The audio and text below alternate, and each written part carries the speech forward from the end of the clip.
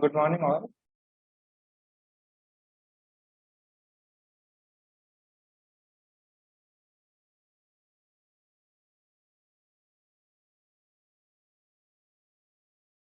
It's good. So, guys, in the last class, I have given you a question. Did anyone get a chance to try it out?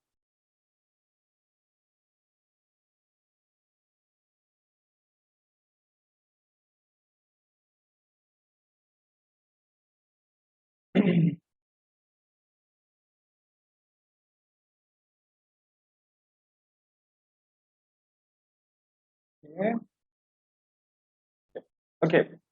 So let's get started with the today's session. And at the end of the class, we are going to discuss the question that I have given in the last class with the optimized approach. Okay. So the today's topic is quite simple, which is uh, access modifiers. Right? Can anyone tell me what are the access modifiers in Java? It's more or less same in every language, not specific to the Java, but yeah, Java has some different aspects. Okay, public, private, protected. Okay, correct, correct, correct.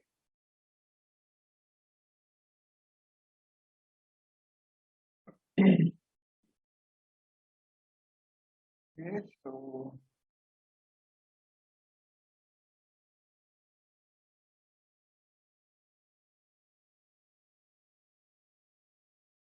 okay, good. Okay, can you guys see my screen now?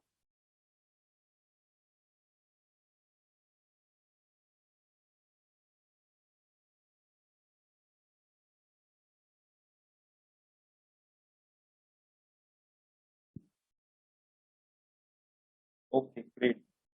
So what are the access modifiers in Java? There are exactly two types of an access modifier. Access modifiers are of one type, but the modifiers are of two types. One we call it as an access modifier, the other is called as a non-access modifier. The non-access modifiers we are not going to discuss in the today's class. The only focus we will be talking about the access modifiers. So now the question comes, what are the access modifiers? As the name suggests, right? Access and the modifier. So it's made up of the access, like that means how much access this variable, this class, this particular function have to the other. Right? Modifiers means which can modify the correct, and that's where the name comes from. The name comes as access modifier. So the access modifiers in the Java is the accessibility or the scope of the field, method, constructor, or the class. Right? We can change the access level of a field, constructor, method in the class by applying the access modifier. So there are four types of an access modifier. In Java, we have private, we have default, we have protected, and we have public. If you don't write anything, it's by default. It's by default default. So the private, the access level of private modifier is only within that class. What I mean by within that class, that sorry, private isn't access level is only within that class, correct? And it cannot be accessed outside the class. Right? When it comes to the default, the access level of the default modifier is only within the package. Let's say I have created a package, mm, let's say Suntech or whatever it is. Let's say you call it CMRT or whatever the package name is there, right? So I can access this throughout the package, but it cannot be accessed outside the package. Right? If I go outside the package and there is a different package and I want to access the same thing outside, it's not going to be the possible. When it comes to protected, the access level of the protected modifier is within the package. And outside the package, we can access it, but we need to extend the class. So what I mean by the extending, it means that I need to inherit the property of the parent class to the child class, then only I will be able to access these methods. Right? So if you do not make a child class, it cannot be accessed outside the package. When it comes to the public package, public access level of the child, public modifiers everywhere can be accessed within the class, outside the class, within the package, and outside the package itself. So it's like everyone can access it. There is no restrictions on it. Let's quickly look into the details and a tabular form that how exactly it works. So let's understand the access modifiers in the Java by using a simple table. Right, so the table explains that the private can only be accessed within the class. Default can only be accessed within the class as well as within the package. Protected can be accessed outside the package by only subclass, and the remaining two are the same as what the default has. Public can be accessed everywhere. So it's like in an incremental process, we have this return by from the private default protected public within the package, within the class, within the package, outside the package, but by using a subclass and outside the package. Okay. How exactly do we write it? Right. So the private access modifier is accessible only within the class. Simple example of a private access modifier. Let's have a look at the example. Right. So there is a class A. Right. They have defined a private int data. That means they have defined a variable which is of private variable. Private void message. They have defined one more method over there, which is a message method, and which will print the hello Java. Now there is another class. This class A is a different class. This class simple is a different class, which basically has a method. Here we are creating an object of a class. So I have created an obj as an object of a class.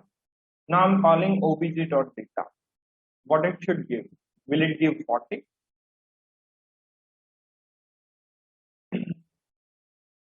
Or will it give error? Yeah, correct. So it's gonna give me an error. The reason behind that is because we cannot access a private variable outside the class. That's what we just said. Private variable can only be accessed within the class. So if I'm writing over here that what is the value of a data, I can directly access it without even creating an object.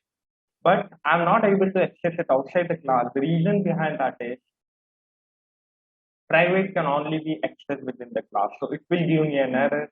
And here also it will give me a compile time error because the message is again a private function which cannot be accessed outside the class.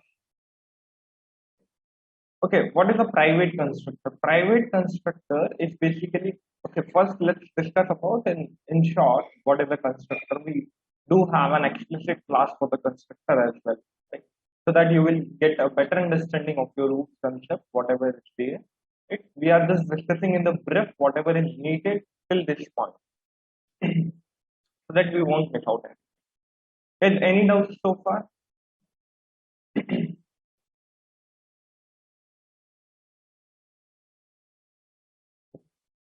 So if you make a class constructor private, so if you are making a constructor as a private, then you cannot create an instance of that class from outside the class.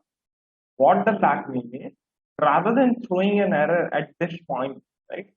If there would have been a private constructor, something like this, right? So what are the properties of a constructor? If I just briefly explain you the properties of a constructor, so the constructor name should be same as the class name, right?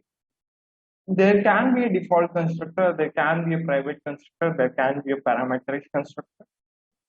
But the main condition for the constructor to be there is its name should be same as whatever the class name is there. Right. So here I have created a new object. A obj is equals to new, but this will throw me a compile time. Why is throwing a compile time error? The reason behind that is because we are creating. So how does this when we define this object, how exactly this works? So a obj is equals to new.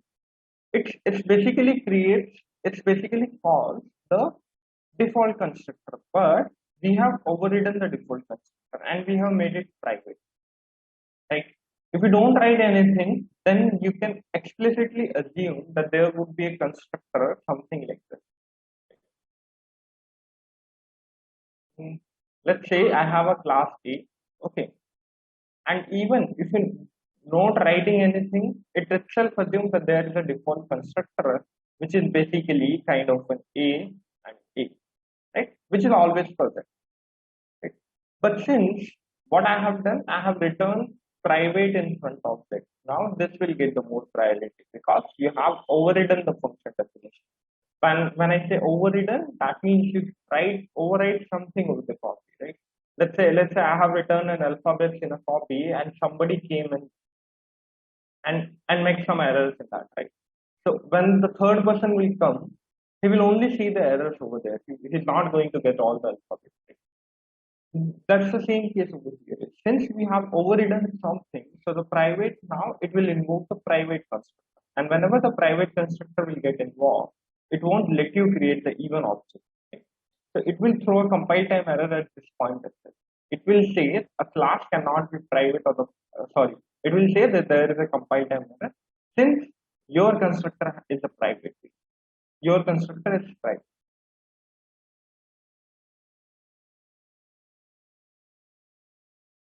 Okay, one key point to note, a class cannot be private or the protected except the nested class. So whenever you are writing a class, it can always be public or by default, but it can never be private or the protected. When I say class, that means these A, B, and A simple, right? You could never see that a private class A until unless it's not a nested class. What I mean by a nested class? Nested class, that means a class inside a class. Right? Any doubts, guys, so far?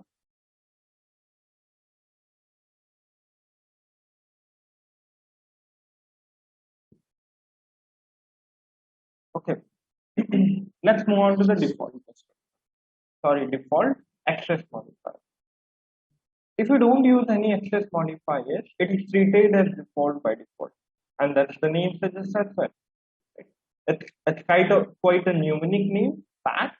We can identify if we don't define anything, that's by default it's a default.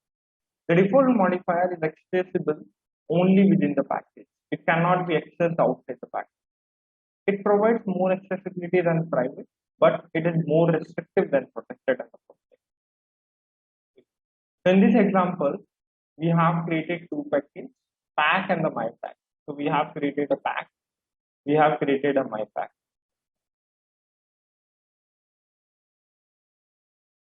And now we are accessing the class A from outside its package. Since A is not public, it cannot be accessed from outside the class. So what I'm trying to do is this is a package, this is a my package, and I want to access this method, right? So if I have a look at the message method, right, I'm A object is equals to the new object A, and this is basically calling correct. It will call the compile time error. Good. Correct. The reason behind that is the message, the dot message method we are calling is outside the package, and we cannot do it like this. So in this above example, the scope of a class A and its method message is default. So it can not be accessed outside the package, as well as goes same for the classes. Right? Here also we'll be getting an error. The reason behind that is again the scope of a class is default. Right? If it's default, it can only be accessed within the package. If you want to access it outside the package, you need to make this class as a public. Right? Since it's a default, you cannot create an object of a class outside the package. So if you see the package is this and the package is this, so the package is different, and that's why we are not able to create an object. Okay, so let's move on to the protected one. The protected access modifiers is accessible within the package and outside the package, but through the interface. When I say interface, that means one should extend the property of another, or one should inherit the property of other. When I say inherit, that means whatever the common things are there should be there as well. Protected access modifiers can be applied on the data members, methods, and constructor. It can't be applied on the class. It provides more accessibility than the default modifier because we can access it outside the package. Only thing we need to do is inherit that class. In this example, we have created the two package and the my package. The class, the A class of the package is public. Right? This is the public. So can be accessed outside the package. So there won't be any error when I'm doing this. But the message method of this package is declared as a protected. But if you have a look, this is declared as a protected. So it can be accessed from outside the class only through the interface. So how exactly we are using interface over here? If you carefully look over here, class B extends A. And what I mean by the extend means you can use the property of a class as well. Right? It's same as defining. Let's say I have a car. Okay. Let's say anything, right? I have a bike as well. Okay. And I want to reuse the feature. I don't want to write the common features in the bike again and again. Right? So what I will do is, and I want to design a new bike with some more specifications. So what I will do is, I will copy all the specs, whatever a usual common bike may have, and I will inherit that. So the class B extend classes. At the same time, B object is equal to the new B. So here we are able to create the object of a B class. The reason behind that is that is a class B, and we can use inside the class. Then we are calling an object.get method. If we are calling an object.get method, if you are calling an object.message, that means it's going to call this protected method. And once it's going to call this protected method, we are going to get method. Any doubts? Okay, public is quite easy. The public access modifier is accessible everywhere. It has the widest scope, all other modifiers. Examples of public access modifiers is like this. So basically everything is public. So whatever you want to access, you are never going to get an error because everything is public. Here, Java access modifiers is the method overriding. If you are overriding any method, overridden method must not be more restrictive. Right? What I mean by this, maybe we'll discuss in details once we'll learn about the inheritance. But just to give an intro, there is a class A and there is a class simple. Can you guys tell me this is a method message, right? The access modifiers of this is a protected, and the access modifier of this is a default. Which is more restricted, protected or the default? Just now we discussed which is more restrictive. Okay, how about others?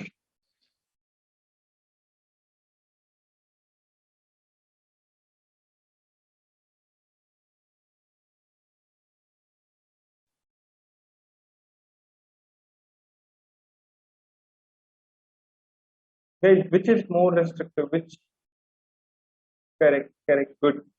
So default is more restrictive. The reason behind that is we cannot access it even outside the package, but we can access the protected one. Right? So default is more restrictive. And whenever we write a class like this, right? This is less restrictive, this is more restrictive. And if you are going from less to high, a class which extends a class A, this will give me a compile time. Right? In short, whatever the method you are writing over here, it should always be less restrictive or the more restrictive. It should always be less restrictive, correct?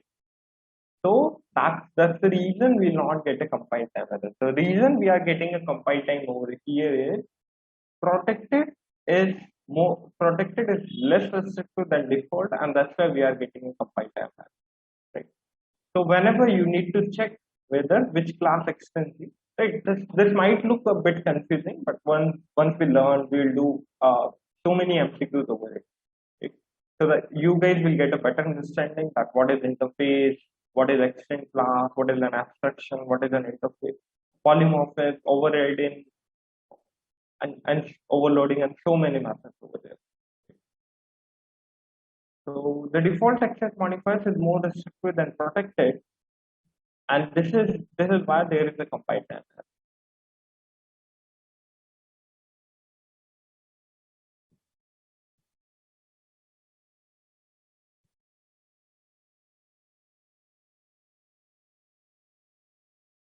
Does the field I of a class A be inherited to the class B in the below code?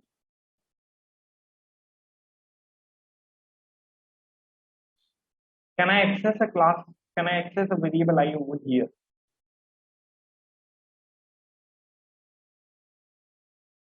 Okay, good, good. Correct. Can you tell me the reasons as well?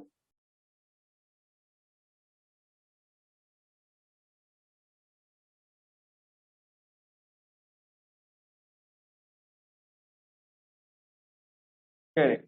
So basically, we do have a protected variable, and the protected variable can be accessed outside the class if we are extending that class. Right? So since we are extending that class, good, good. So since we are extending that class, we can access it. Okay, let's have a look. What will be the output for this Java program? Yeah, have a look at the code.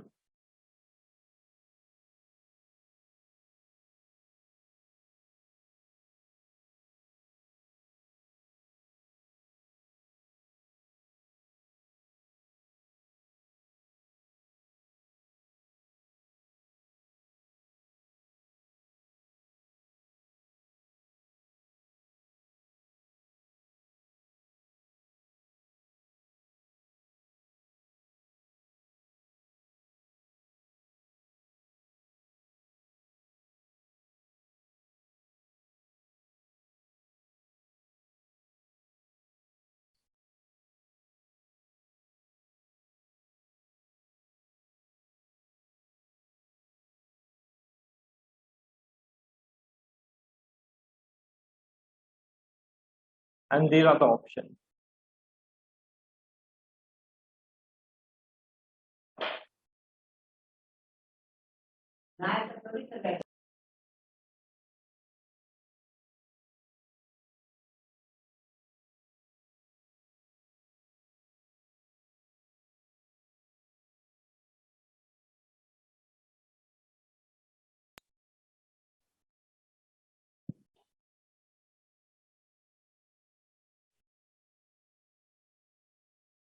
What should be the answer, guys? Okay, error at line number 16. Okay, let's see. These are the options I have.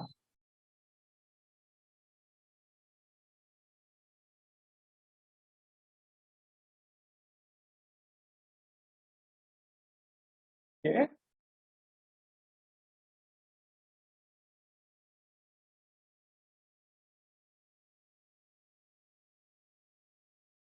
assuming these are inside the same package,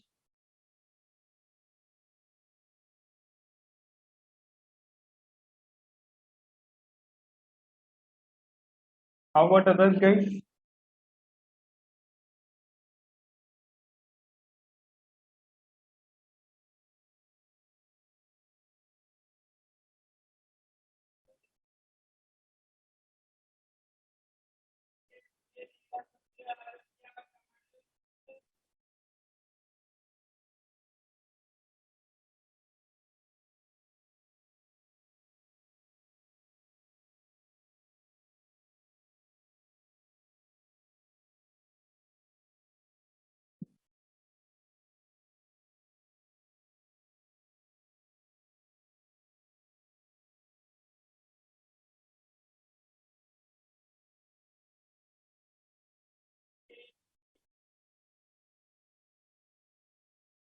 Okay, compile the error because file declared as a private. Good, good. Okay, good. So the answer is option D itself. The reason behind that is We do have a class access. We have a public variable x. Okay, we have a private variable y. Right? So since this variable is a private, the scope of this variable is only going to be within that class. And if there is somewhere I'm going to access this variable y, then it's going to throw and compile time error. Right? So here I have created an object of a class access. Okay, an object dot calculate 2 comma 3, and I am printing object dot x, object dot y. So object dot y will show me a compile time error, and it will say the private, it's a private scope. It cannot be accessed outside the class. So it will give a compile time error. Okay. Let's discuss a couple of questions what we have left in the last class.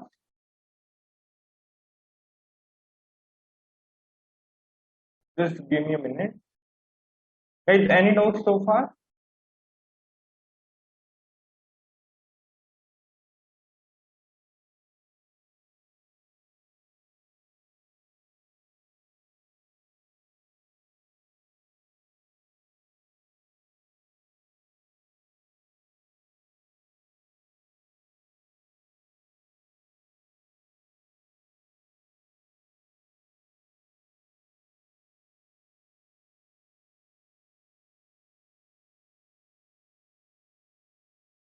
Correct. If they are in a different package, the problem comes in the default method. Correct. You won't even able to create an object.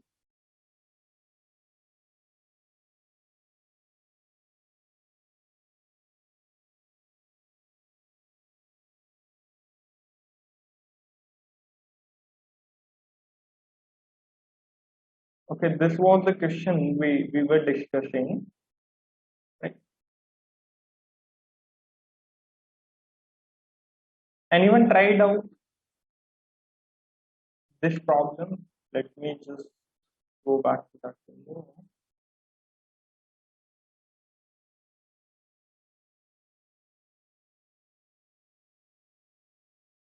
Okay, this one was a problem, and we have discussed an n-log-n solution. But what I was saying is, is there a way we can more optimize it?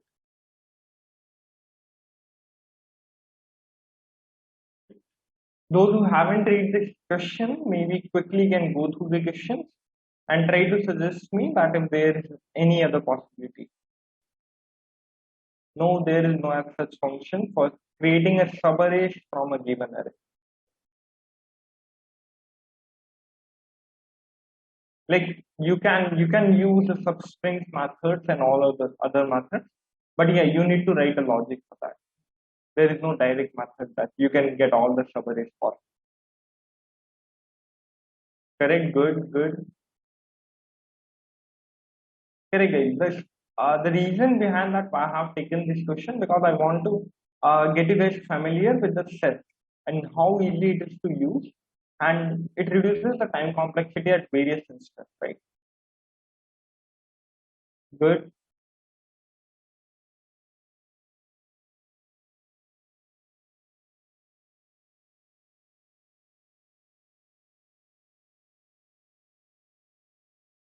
Yes, so let's not discuss.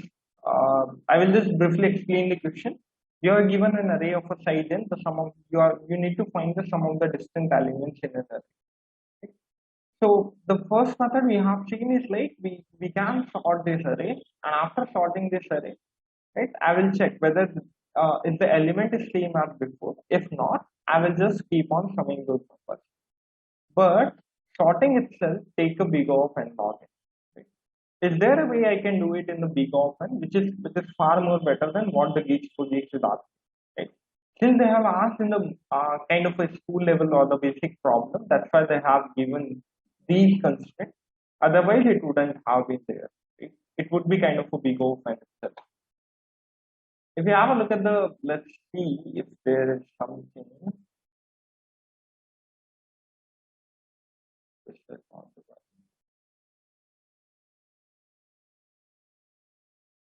Okay, so we can use a hash set for this, and the reason behind we are using a hash set, we can reduce the time complexity from big O of n log n to the big O of n.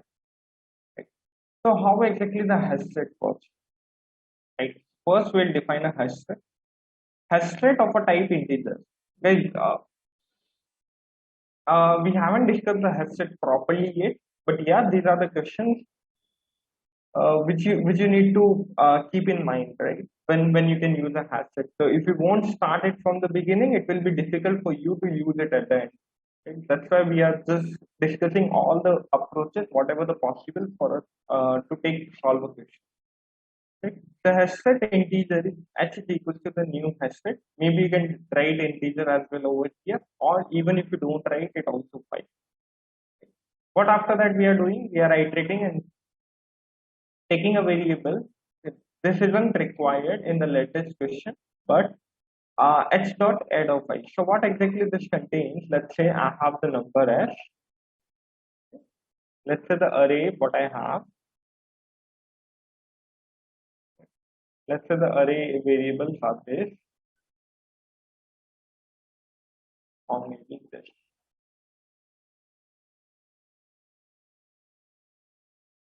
Right? So how exactly my hash set gonna work like? These are the variables I have taken. So whenever I am adding it, right, hash set cannot have a duplicate contents inside it, and that's what the property of a set. Right? It shouldn't have a duplicate content. So if I create a hash set for this, right, hash set, right? So the very first variable it will see one. The one isn't there. It will take. It will accept that one. Then two. Then three. Then four also it will accept. But when you try to insert two, right, it won't let it insert, right, and it will just skip these values. So these are the only possible value my hash set gonna contain, right? So if I just write it over here, okay, it's not quite straightforward to iterate through a hash set, right? So we need to use the iterator for that. You cannot directly use a for loop and take the value. We need to take an iterator. So iterator ITR is equal to the h dot iterator on which hash set I want to apply that iterator with the name. Where you need to remember that syntax, because here if you see it's a capital I, it's basically you are referencing that hash set to the iterator. So you want to use that iterator on this particular h, and h is the name of this. Is that clear? So once you have created iterator is basically to iterate each and every item inside the hash set. Int sum is equals to 0, while itr dot has next. What does it exactly represent? Until and unless I have the element inside my hash set, I'm not going to come out of the loop. I will be inside the loop and I will keep on summing up the numbers. Right? So itr dot has next will check whether there is an element present or not. And it will keep on iterating each and every element. So int p is equals to the, here I have done a bit of a typecasting.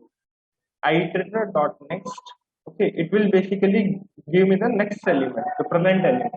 Right? So give me the element. Right? Present in the hash set. Present in h. And h is what? H is the hash set. Sum is equals to sum plus t. We'll keep on summing the numbers.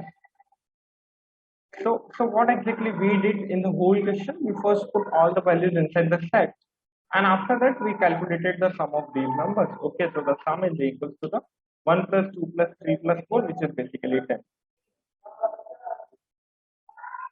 Right?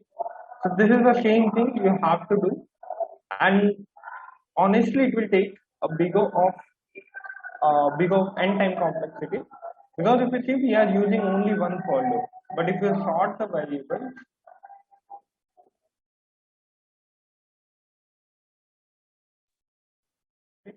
if we sort the variables, the sorting operation itself takes a big of one dot.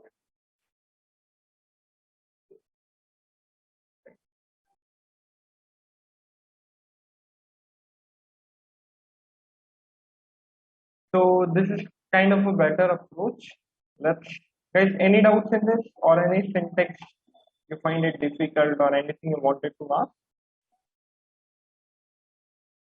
ITR dot next starts from two elements. No, it always starts from the first element.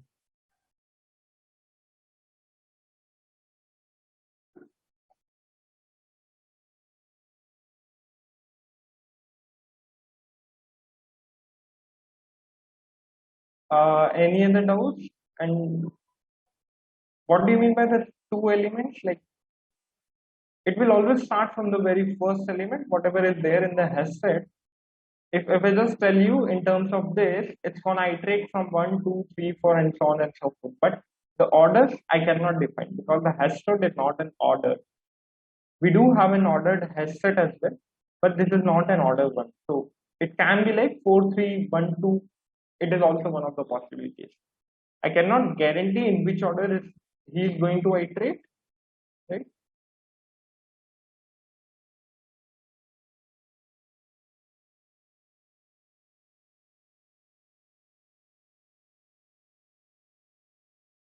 Yep, it's not required. Any other doubt, guys? So it also updates the iterator to the next element. Correct. The reason behind that is, correct, guys, we have done it without hash set as well. This code can be done without hash set.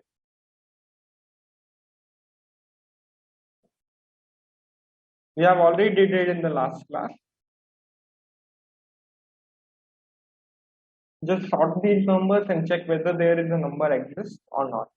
Right? Same number exists or not on and before and after. So it updates iterator to the next element. Yes, this function does that. Right? Since you are iterator dot, once you do it iterator dot itr dot next, it will point to the next variable. So if a pointer at initial present, let's say my pointer was over here, now it will point to this variable once I will take this variable. So it's basically used for iterating things only. It's kind of a for loop for the collection frameworks, whatever we have.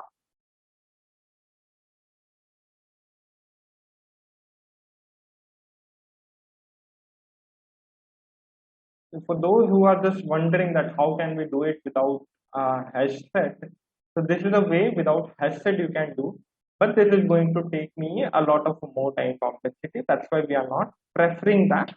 But yeah, you can do it with that concept as well. I have posted in the chat section as well. If somebody has a doubt, can refer that. Any other doubts, guys, in this?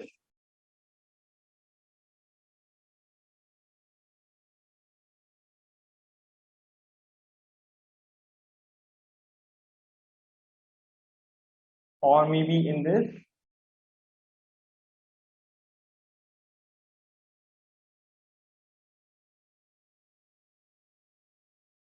Okay, if not, let's move on to the next.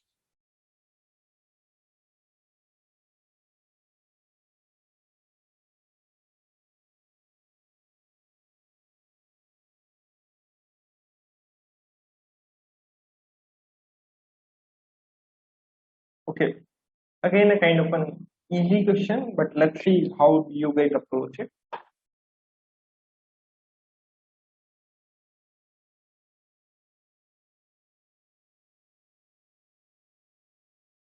Yes, there will be a class on the hash set. Right? We have a explicit class for the hash set, hash map, and whatever the collection frameworks we have in Java. The reason why I'm taking at the initial stages as well, because I don't want to, because we won't be coming back to this question, right? So you will be having at least an idea. Okay, this question can be solved with the hash set, right? This question can be solved with the hash map and whatever the strategy you are following, right? And it's a quite an optimized approach because it would be too late for us to start at that instance and solving each and every question again. Right? So you guys can just get a gist of each and everything from the start.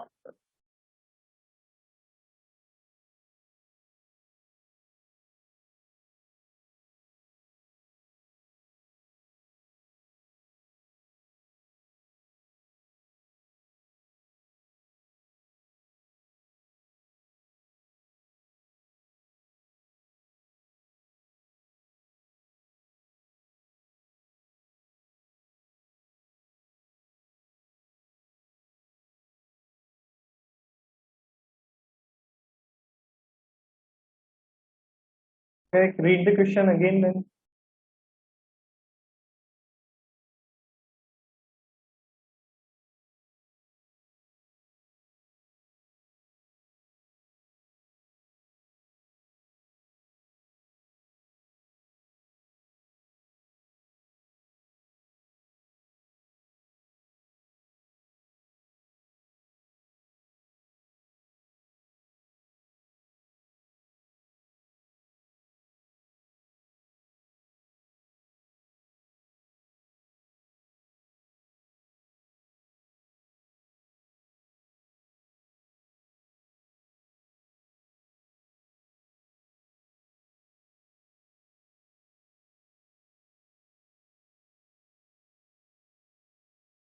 Correct. Yes, lexicographical order, I mean, that means you can understand it as an alphabetical order. Okay? This is what the lexicographical thing is.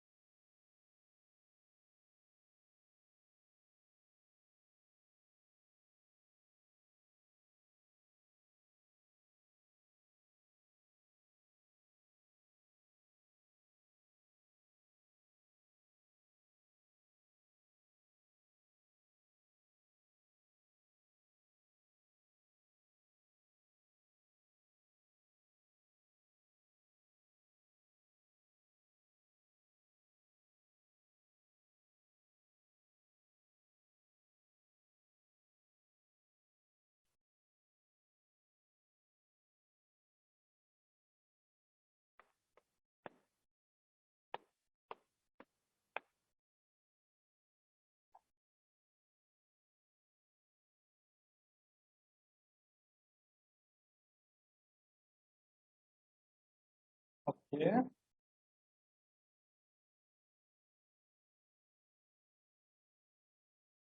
Okay. Guys, any thoughts on this? How about others?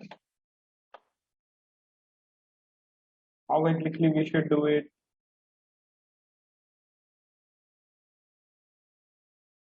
First of all, I will explain the question quickly. Right? So given a string and your task is to find the maximum occurring characters in the string. Right? So whichever the character is occurring maximum number of times,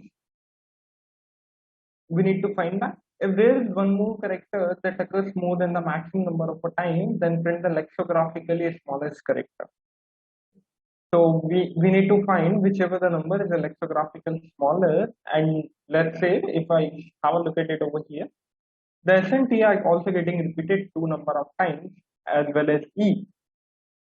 But we are considering E because E comes first when we go with the alphabet. So this is what the lexicographical smaller character means. Output is have the U and the T as well. T and the U character will have the same frequency, but the T is lexicographical smaller.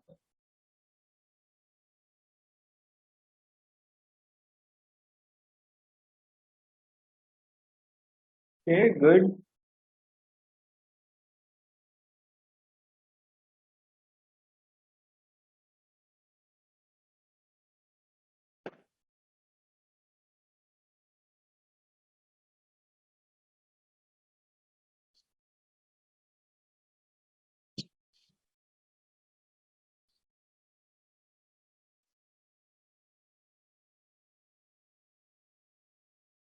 Guys, any thoughts on this?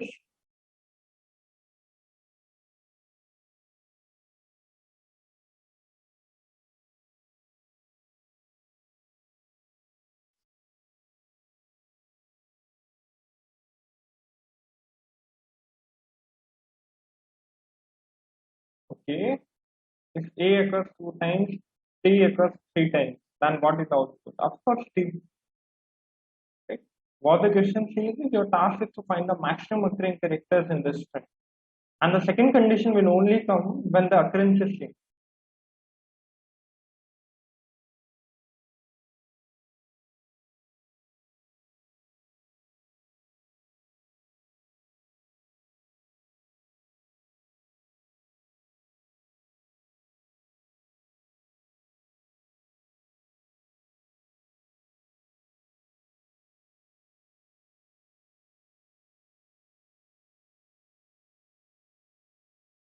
Okay, I will give you some time to write a code for this. You will receive this PDF, or have you guys got this PDF?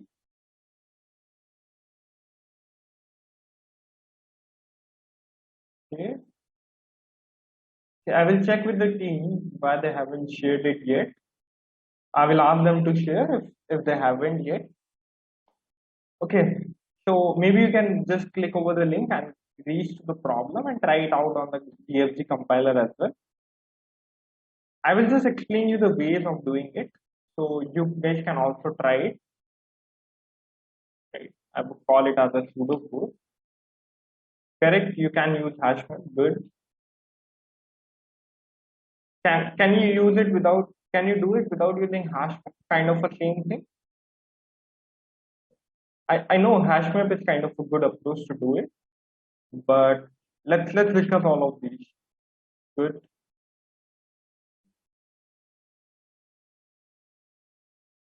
Okay. But in the hashmap also uh, you need to keep track of an lexicographical order as well.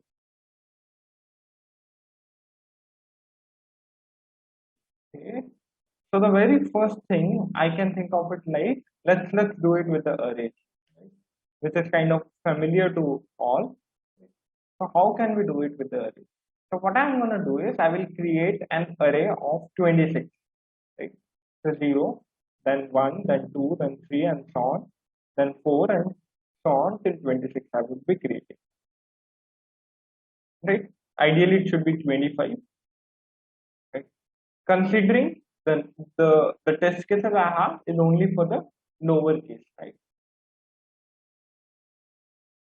Okay. In the hash set, the repetition is not even possible. No. No. In the hash set, we don't have repetition, but in the hash map, you can store the repeated values inside the values.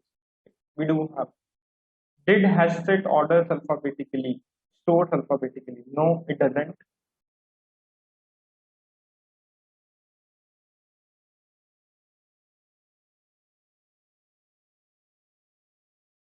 Right. Okay, so let's say this is the array we have 0, 1, 2, 3, 4, and so on till 25. Why I have created this array? The array is basically, you can just assume these as the indexes. The array itself is an empty one. Okay. So if the array is an empty, how exactly I'm going to fill this? So what I'm going to do over here is the string str is equal to the test sample. Okay, let's say this is the string I have. I will take the first variable. So what is the first character of this? Character ch is equals to the very first character I got it as a t, right? Let's say it has some ASCII values. I don't remember the ASCII values of a t, but let's say it has some ASCII values. Right? And the ASCII value of small a, if I just remove the, let's say ASCII of t, right? Whatever the ASCII value of t is there, you can print it with the code as well if you don't remember it, right? And you can subtract somewhere around the ASCII value of t. Right? What it gonna give? It gonna give me the difference. What is there is the difference between the ASCII value of t and the ASCII value of t. What it would be? Let's say somewhere around. Let's say I got 15. I don't remember the exact value. That's why I have written it 15. But you can, with the code, you can get the exact values as well. Right? Let's say I got 50. So what I'm going to do is I will go to the 15th index. Right? I will go to the 15 index.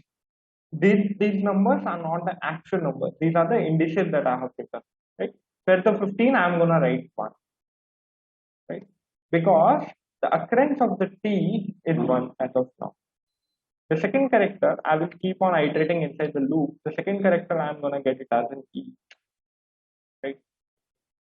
So let's say the ASCII value, the difference of the ASCII value of E and A is 4.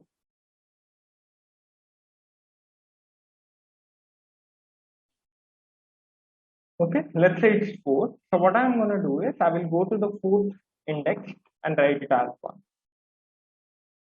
Right? So what the 1 represents, that means there is a count of a 1 present over here. Right? So how many times the characters is getting repeated, I'm storing that inside this array. This array is used to store the values, to store the count of each and every variable, each and every character present. So if I have a different character ch is equals to, let's say, TES. Okay, the X is the next character. Okay, let's say the difference I got it as a 90. Okay? Somewhere around this. Okay, so I will go to the 19 position and write one over there. Okay, let's say I got the E again, or maybe TEST. Okay, T we got again. So if we got the T again, right? So what I'm gonna do is I will check the ASCII values again for the T. Right. So ASCII values for the streamline.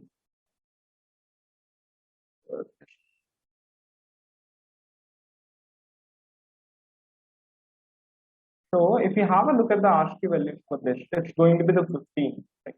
So I will go to the 15 position, and whatever the value was before, I will just add one to it. Right? So it will become now 2. Right? At the end, I will be having a count of in each and every variable present over there. And what is an advantage of using it? I will tell you the advantage and the disadvantage of it. The advantage is it's already in the lexicographical order. Right? So what you need to just do is find the maximum one, whatever is present over here. Right? Let's say you find 3.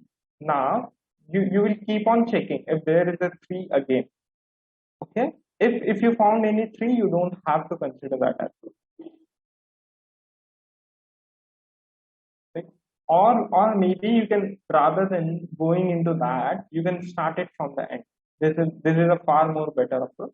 You will start from the end and keep figuring out whatever the maximum number you will get.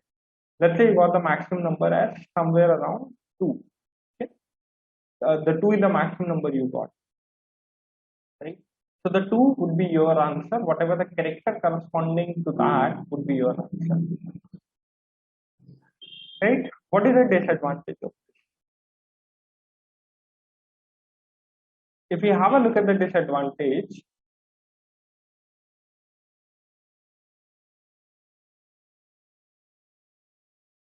okay, if you have a look at the disadvantage of this, let's say I have just a variable. The variable itself, the string will be given as only a variable a itself, right? The variable a. But still, I need to create a whole array. Right? I'm using more space just for a variable. I know, like we are just using a 25 spaces more, but that's going to be kind of a wastage thing for me. Right? Is there a way I can optimize it? Yes, we can use a hash map for that. And that's where the hash map comes into the picture. Because if we are doing it with the arrays approach, it's also doable. We will get the same time complexity. It's kind of we are creating a 2D array. Just we are on the one side we are storing the ASCII values, and the other side we are handling with the indices, right? Or just with the values we are storing. That's the same kind of a thing we are doing. But the problem here is if the string is only a itself, then also I'm using these many what we call that, the empty spaces, which are also taking some memory to my code, and which is not required. So that's why we can use the hash map for this. Any doubts, guys, so far in the first method?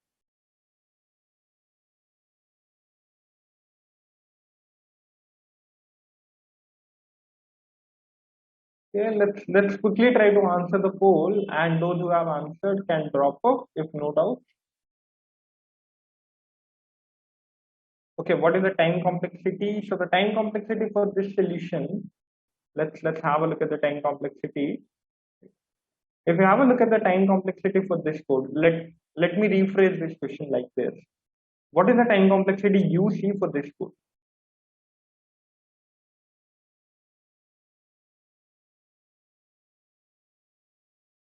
Where would it would be taking some time?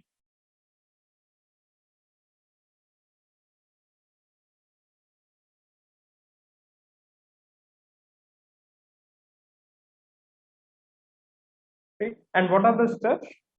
Okay, good.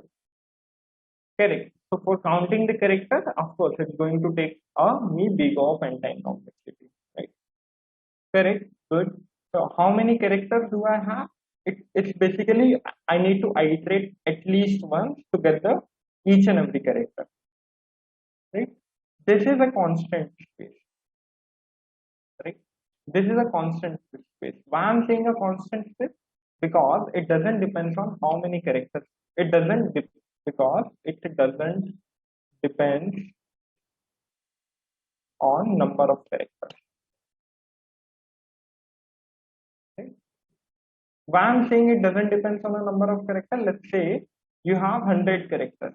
Okay, what would be the size of an array? It would still be 26. We are not going to increase or decrease the size of this. So it's a constant space we are using over here, right? So the time complexity is only be taken for this one, and the time complexity is going to be for the whole code is going to be the big O of n. Hence, these two operations are independent of each other. Right? So for the whole code, the time complexity is going to be the big O of n. Same in the kind of an hash map, but we'll discuss the hash map implementation in the detail, maybe in the next class or somewhere around. So we can discuss this approach as well. But just to give an overview, both will have the time complexity as a big O.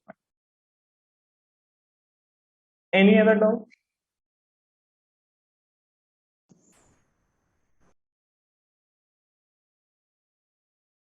Okay, guys. So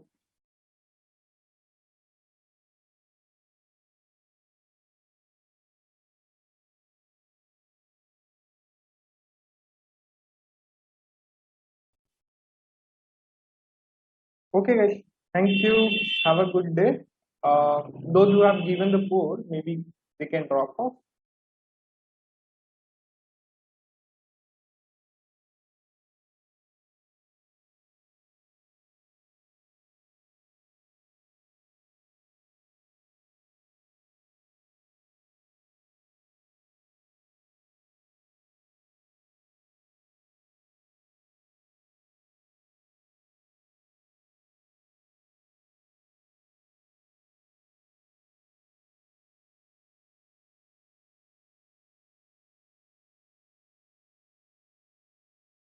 Okay, guys. See you tomorrow. Have a good day. Bye bye. I'm ending the poll now.